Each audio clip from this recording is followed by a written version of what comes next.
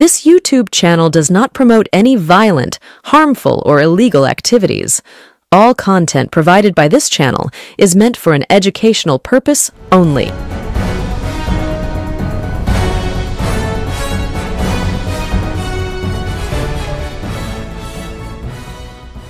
নমস্কার, আমি সায়ন্তন চক্রবর্তী। আপনারা দেখছেন বঙ্গচক্র ইউটিউব চ্যানেল।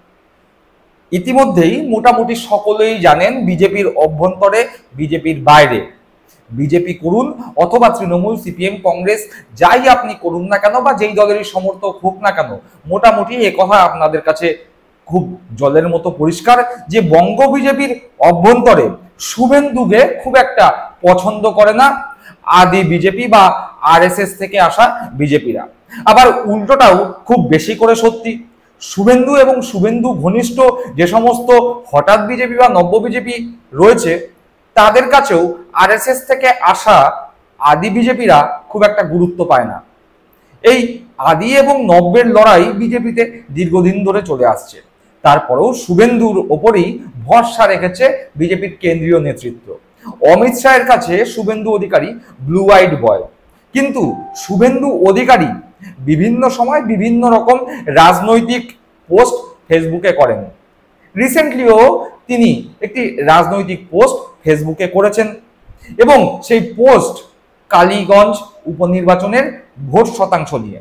শুভেন্দু অধিকারী বারবার দাবি করেছেন যে কালীগঞ্জে হারলেও সেখানে আসলে হিন্দুরা ঐক্যবদ্ধ হয়ে বিজেপিকে ভোট দিয়েছে এবং শুভেন্দু অধিকারী আশাবাদী যে যদি এইভাবেই আগামী 2026 বিধানসভা উপনির্বাচনে হিন্দুরা ঐক্যবদ্ধ হয়ে বিজেপিকে ভোট দেয় তাহলে পরিবর্তন অবশ্যম্ভাবী। শুভেন্দু অধিকারী ফেসবুকে ঠিক কি লিখেছেন সেটি আগে দেখে নি। শুভেন্দু অধিকারী ফেসবুকে লিখেছেন, কালীগঞ্জ উপনির্বাচনে মুসলিম অধ্যুষিত সিংহভাগ বুথগুলিতে বিজেপি প্রার্থীর প্রাপ্ত ভোট হয় একক সংখ্যায় সীমাবদ্ধ অথবা 50-এর গণ্ডি পেরোয়নি। বিজেপি প্রার্থী মুসলিমদের ভোট পাননি। আবার হিন্দু সংখ্যাগরিষ্ঠ বুথে প্রায় সবগুলোতেই বিজেপি এগিয়ে। পশ্চিমবঙ্গে হিন্দু ভোটারদের এই ঐক্যের চিত্র আগামী দিনে রাজ্যে হিন্দুত্ববাদী রাজনীতির ধ্বজ ওড়ানোর ইতিহাস রচনা করতে চলেছে। হিন্দু ঐক্যই একমাত্র পথ। হিন্দুরা জোটবদ্ধ না হলে মোথাবাড়ি, মুর্শিদাবাদ, মহেশতলা বাড়তেই থাকবে আক্রমণ ও হামলা। যদি সারা বাংলার হিন্দুরা এক হয় তাহলে 2026-এ পরিবর্তন অনিবার্য। অর্থাৎ যে কথা শুভেন্দু অধিকারী কালীগঞ্জ উপনির্বাচন পরবর্তী সময়ে সংবাদ মাধ্যমের সামনে বলেছে, কালীগঞ্জের রেজাল্ট বেরোনোর পর শুভেন্দু অধিকারী সেই কথাই ফেসবুক পোস্টে তুলে ধরেছে।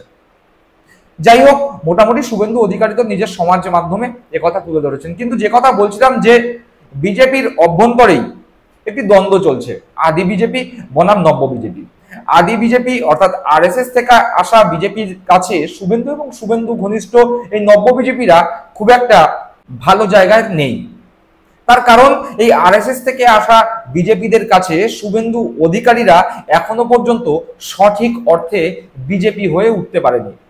তার উপর শুভেন্দু সহ শুভেন্দুর অনুগামীরা যেভাবে বঙ্গ বিজেপিকে গ্রাস করেছে তাতে তারা এই আদি বিজেপিদের কাছে চক্ষুশূল। এবার ঠিক একই ধরনের কথা শোনা গেছে আরএসএস এর মুখেও। আরএসএস শুভেন্দু অধিকারীর এই পোস্ট নিয়ে, ফেসবুক পোস্ট নিয়ে তীব্রভাবে ক্ষুব্ধ। তারা রীতিমতো বিজেপির অন্দরমহলে জানিয়ে দিয়েছে শুভেন্দু অধিকারীর এই পোস্টকে বা শুভেন্দু অধিকারীর এই সংখ্যাতত্ত্বকে তারা মান্যতা দিচ্ছে না। রাষ্ট্রীয় স্বয়ংসেবক সংঘ অর্থাৎ আরএসএস শুভেন্দু অধিকারীর এই কথাকে যে মান্যতা দিচ্ছে না সে নিয়ে খবরও প্রকাশিত হয়েছে সংবাদ প্রতিনিধির ডিজিটাল ভার্সনে। সেখানে বলছে, হিন্দু ভোট নিয়ে শুভেন্দুর তত্ত্বের সায় নেই আরএসএস এর। কালীগঞ্জের ফলে অখুশি সংঘ। ভোট কমা নিয়ে আদি বিজেপি শিবিরের সমালোচনায় বিদ্ধ হচ্ছে দলের বর্তমান রাজ্য নেতৃত্ব। অর্থাৎ আরএসএস শুভেন্দু অধিকারী যে তত্ত্ব খাড়া করেছেন ভোটে হেরে যাওয়ার পরেও যে হিন্দু ভোট একত্রিত হয়েছে এই নিয়ে খুব একটা সন্তুষ্ট নয়। তারা শুভেন্দু অধিকারীর এই তত্ত্বকে মান্যতাই দিতে চাইছে না। একই সাথে আদি বিজেপির মধ্যে যারা রয়েছে তারাও ক্ষমতাসীন গোষ্ঠীর বিরুদ্ধে মুখ খুলেছেন। তারাও ক্ষমতাসীন যে গোষ্ঠী এই মুহূর্তে বিজেপিতে রয়েছে অর্থাৎ শুভেন্দু অধিকারী, সুকান্ত মজুমদারদের পারফরমেন্স নিয়ে খুব একটা খুশি নয়। এই খবরে বলছে, ভোট কমা নিয়ে আদি বিজেপি শিবিরের সমালোচনায় বিদ্ধ হচ্ছেন দলের বর্তমান রাজ্য নেতৃত্ব। আর কালীগঞ্জের ভোটের ফল নিয়ে রাজ্য বিজেপি নেতাদের উপর সন্তুষ্ট নয় আরএসএস। অর্থাৎ এই যে কালীগঞ্জ বিধানসভা উপনির্বাচন হলো, সেখানে দেখা গেছে ভোট কমেছে। শুভেন্দু অধিকারী যতই বলুক না কেন হিন্দু ভোট একত্রিত হয়েছে, কিন্তু বাস্তবের মাটিতে দাঁড়িয়ে সংখ্যাতত্ত্ব নিয়ে যদি আলাপ আলোচনা করা যায় তাহলে দেখা যাবে 2021-এ 31% ভোট কালীগঞ্জ বিধানসভায় বিজেপি পেয়েছিল, 2024-এও 31% ভোট কালীগঞ্জ বিধানসভায় বিজেপি পেয়েছিল। কিন্তু দেখা গেল 2025 সালের বিধানসভা উপনির্বাচনে কালীগঞ্জে বিজেপি ভোট পেয়েছে 28%, অর্থাৎ ভোট প্রায় 3% কমেছে। এবং এই ভোট কমা নিয়ে আরএসএস খুব একটা খুশি নয় বঙ্গ বিজেপির আদি নেতারাও। ক্ষমতাসীন যেই গোষ্ঠী এই মুহূর্তে বঙ্গ বিজেপিতে রয়েছে তাদের বিরুদ্ধে ক্ষোভ প্রকাশ করছে আরএসএস এবং আদি বিজেপির নেতৃত্বরা। এই খবরেই বলছে, গেরুয়া শিবির সূত্রের খবর, আরএসএস বিরোধী দলনেতার এই তত্ত্বের সঙ্গে একমত পোষণ করছে না। কালীগঞ্জের নির্বাচনে আরএসএস এর টিমও কাজ করেছে, কি কারণে আগের থেকে ভোট কমলো তার রিপোর্ট তারাও দেবে। কিন্তু হিন্দু ভোট নিয়ে বিজেপি নেতাদের একাংশের দাবির সঙ্গে একমত নয় সংঘ।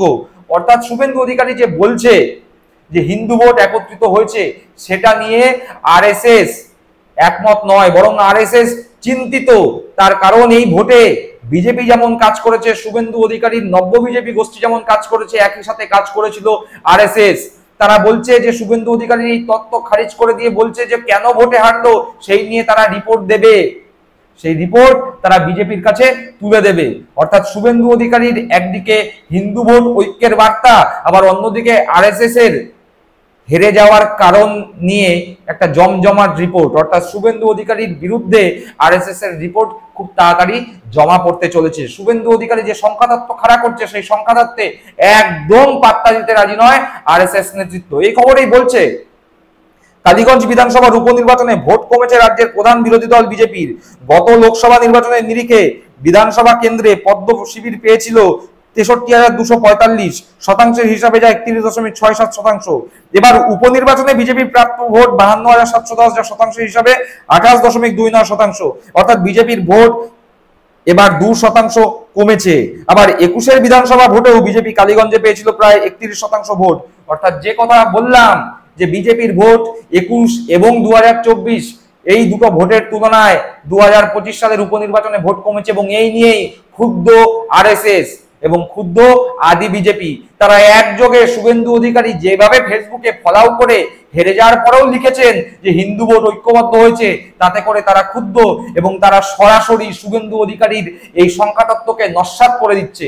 এবং এর মাধ্যমেই বার্তা কিন্তু আরএসএস একটি স্পষ্টভাবে দিতে চাইছে বঙ্গ বিজেপিকে এবং বিজেপির কেন্দ্রীয় নেতৃত্বকে, সময় এখনো আছে শুভেন্দুর ওপর যে ভরসা বিজেপি করছে সেই ভরসা না করে বরং আরএসএস থেকে যাওয়া বিজেপির ওপরই ভরসা রাখার হালকা আভাস এই সংখ্যাতত্ত্ব খারিজের মাধ্যমেই আরএসএস বঙ্গ বিজেপি এবং কেন্দ্রীয় স্তরের বিজেপিকে দেওয়ার চেষ্টা করছে।